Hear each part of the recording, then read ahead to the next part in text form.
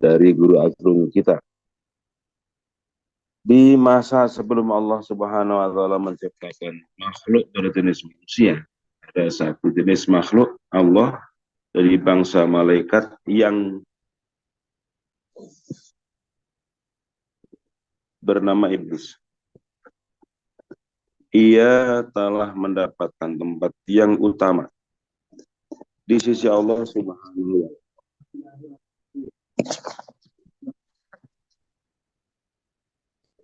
Ia telah mendapat tempat yang utama di sisi Allah. Kedudukannya ini diperolehnya karena 185.000 tahun menggunakan untuk berbakti, digunakan ya, berbakti kepada Allah Subhanahu wa taala. Dirinya benar-benar mencapai tingkat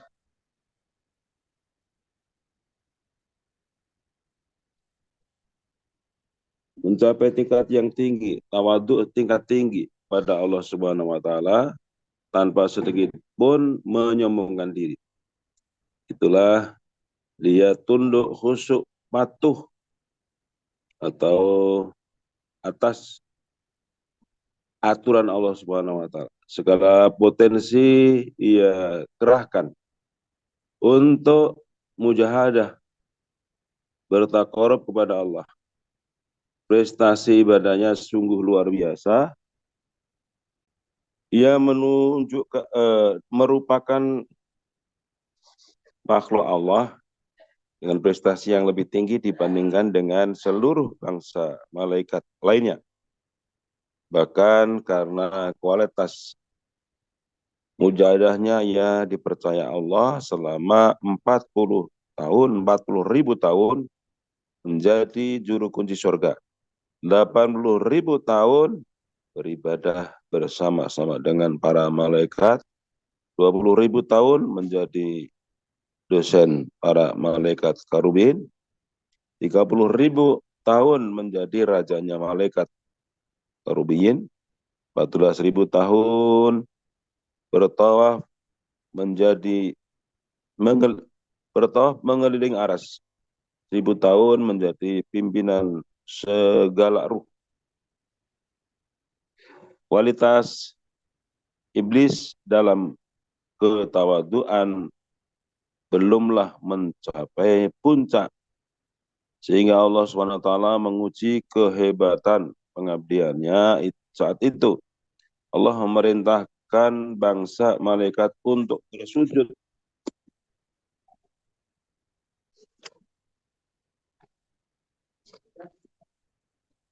kepada Adam, makhluk yang baru saja Allah ciptakan. Maka semuanya pun bersujud, kecuali iblis. Iblis enggan untuk melaksanakan karena tidak bisa menerima kenyataan tersebut. Iblis yang sudah merasa sebagai makhluk senior menganggap dirinya yang lebih tinggi kedudukannya dibanding dengan manusia yang baru diciptakan itu. Dia tidak sadar bahwasanya kemampuan yang dimilikinya itu adalah karena Allah yang memberikan. Bahkan dia mengatakan khalaqtani min nar wa khalaqtahu min tin. Aku diciptakan dari api sedangkan Adam diciptakan dari tanah. Quran surat An-A'raf ayat 12. Dosa yang disebabkan karena pembangkangan diri iblis inilah yang merupakan dosa yang pertama kali dilakukan. Itu pula lah yang menjadi sumber dan benih penyakit yang kemudian menular atau ditularkan kepada manusia. Penyakit itu menjalar begitu cepat hingga pada generasi manusia yang kedua, dosa serupa sudah terulang. Dan saat itu pula iblis diusir oleh Allah dari surga,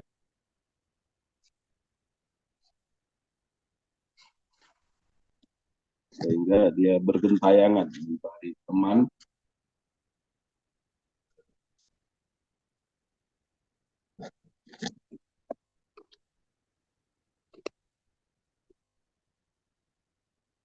dan teman itu yang dicari itu adalah manusia untuk dijerumuskan. Oleh karena itulah akhirnya manusia ada yang terpengaruh mengikuti sombongan tersebut. Dan oleh karenanya Allah menetapkan bahwa sombong adalah sumber pembawa bencana.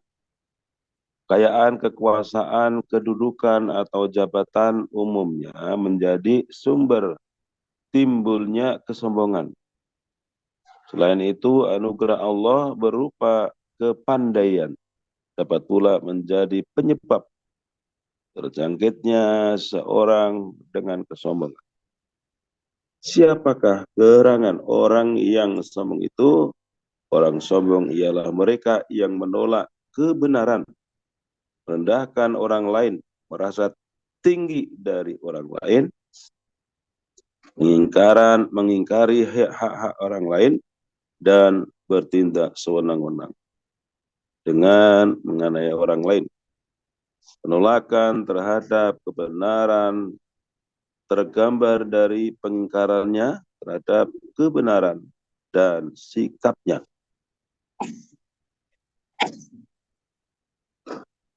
yang selalu menentang dengan keras kepala karena ia merasa memiliki kedudukan yang lebih tinggi dibanding dengan orang lain. Sedangkan yang dimaksud dengan merendahkan orang lain ialah menganggap remeh orang lain dan enggan bergaul dengan seorang yang ia anggap tidak sederajat. Tipe orang seperti inilah yang tidak akan mencium bau surga. Karena Allah Azza wa Jalla yang maha lemah lembut menciptakan surga untuk orang-orang yang tidak menginginkan kesombongan dan kerusakan di muka bumi. Rasulullah SAW bersabda, la yadkhulul jannata ma fi qalbi mithqala dzarratin min kibrin. Tidak akan masuk surga orang yang di dalam dirinya ada sebobot biji sawi kesombongan. Mengapa hukuman sombong begitu berat dibandingkan dengan hukuman yang lainnya? Karena sombong adalah sifat yang hanya dimiliki oleh Allah. Tiada makhluk lain yang berhak menyandangnya karena hanya dialah yang maha besar dan maha tinggi serta yang maha kuasa atas hamba-hambanya. Karena itulah dia tidak ridho, Allah tidak ridho jika hamba-hambanya yang sangat lemah hendak menyamakan dirinya dengan sifat Allah yang serba maha. Sombong diharamkan oleh Allah atas manusia karena sifat itu merupakan akhlak yang sangat tercela bagi makhluk yang papa serta fana. Orang yang mempunyai sifat sombong tidak akan sampai ke hadirat Allah. Padahal hadirat ini merupakan surga yang paling didambakan oleh siapapun. Syekh Abdul Wahab As-Sa'rani bersabda, "Idil khadaratul ilahiyatu muharramun dukhuluha ala ma fihi adna darrah min kibrin. Fa innahal jannatu al-kubra haqiqah." Hadirat ilahi itu diharamkan masuk ke dalamnya orang yang dalam dirinya ada sebesar biji sawi kesombongan. Karena hadirat ilahi adalah surga kubro yang sebenar.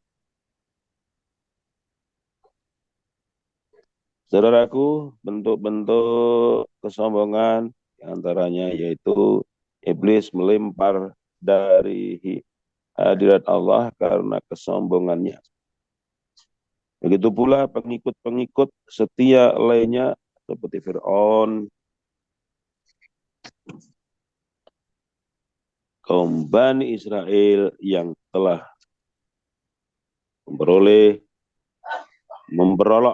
memperolok para nabi dan rasul yang diutus bagi kaum mereka.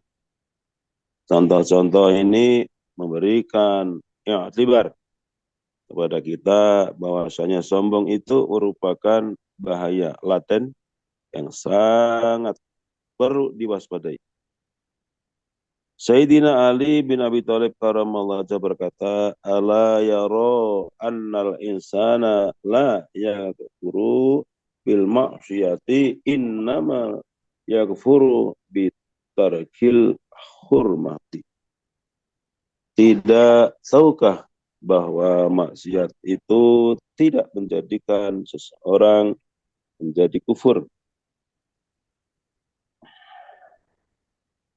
Sungguhnya yang menjadikan manusia kufur adalah karena sombong, dendam, dan tidak mau hormat. Bentuk-bentuk kesombongan antara lain sombong kepada Allah Azza wa Jalla, kemudian sombong terhadap para Rasulullah, sombong terhadap sesama manusia.